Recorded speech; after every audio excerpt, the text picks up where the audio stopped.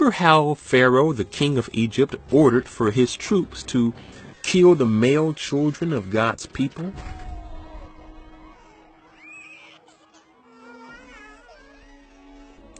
Well, Moses escaped from that when he was a baby because his mother placed him in a basket and he was sent to Egypt, right? Well, what did King Herod do? The same thing. He, just like the Pharaoh, he also had a decree to kill the male children when Jesus was a baby.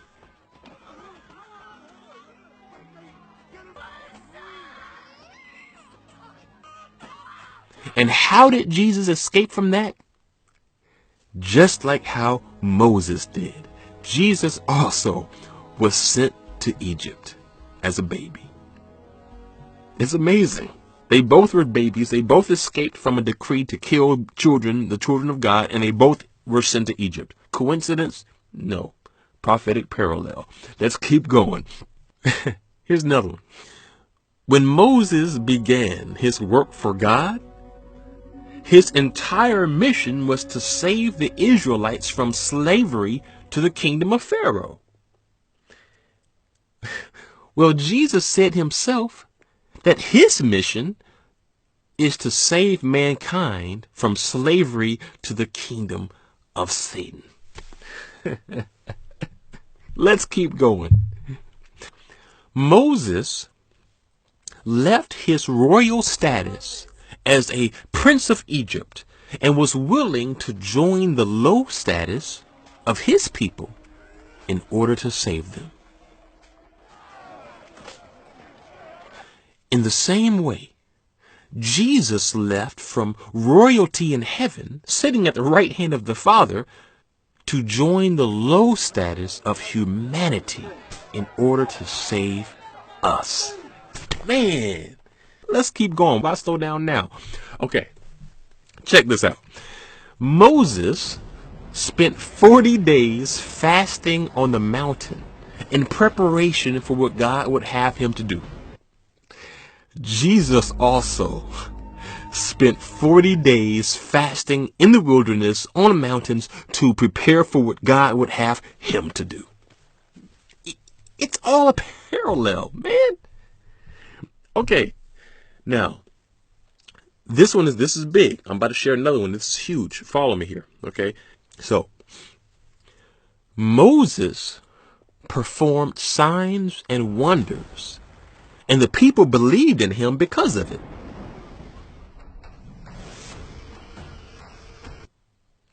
But after he went on the mountain to meet God, and he took a long time to return, the people started to turn on him.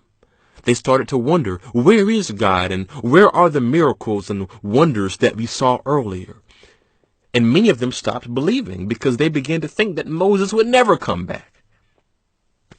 Well, in the same way, Jesus also performed mighty miracles and signs and wonders.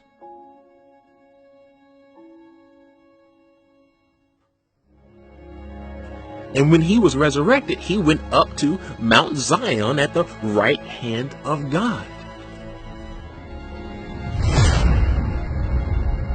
And just like in the story of Moses, many today wonder, where is Jesus? Is he coming back? Why is he taking so long? Which is exactly what the Israelites said about Moses. And many today are saying the same thing. They are also saying that, hey, we don't see a lot of miraculous signs today. We don't see people walking on water today. We don't really see a lot of the things that we saw or heard about. Where are the miraculous signs? And that's exactly what the Israelites said. They said, we saw these miraculous signs, but now we're out here in the wilderness. We're not seeing a lot of stuff like this. Moses has left us. We don't know when he's coming back. And they turned on him.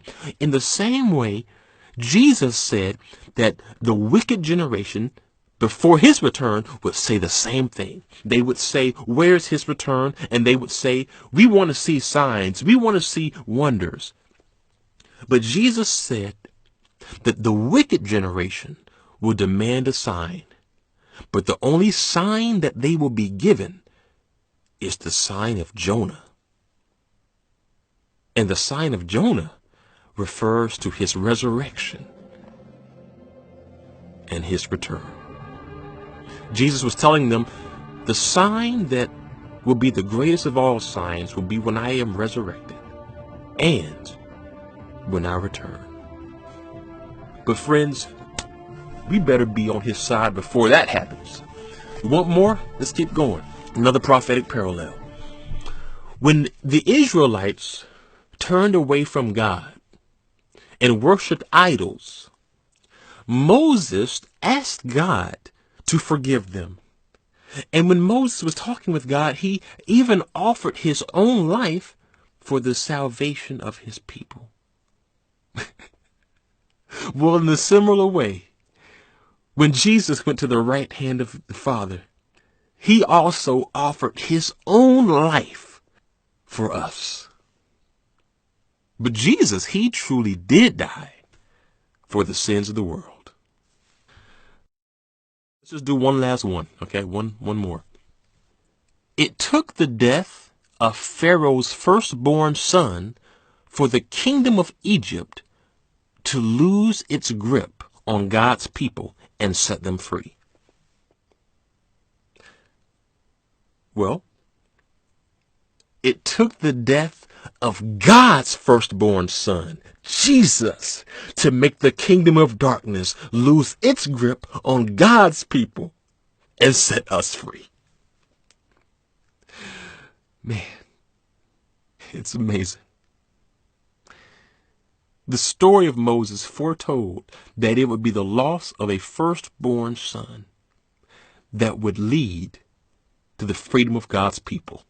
Before Jesus was born, thousands of years, his entire life was predicted in the Old Testament. Look, if you're listening to this, share this with as many people as you can. If you got to go to Facebook and post this in groups, or if you have to spread this to people at your church, do what you have to do. But if you have friends who are not believers, let them see this. They have got to see that everything Jesus said he is, everything he prophesied that he would do, it was written thousands of years before he was born. It ain't coincidence. Excuse my bad grammar. It's prophecy.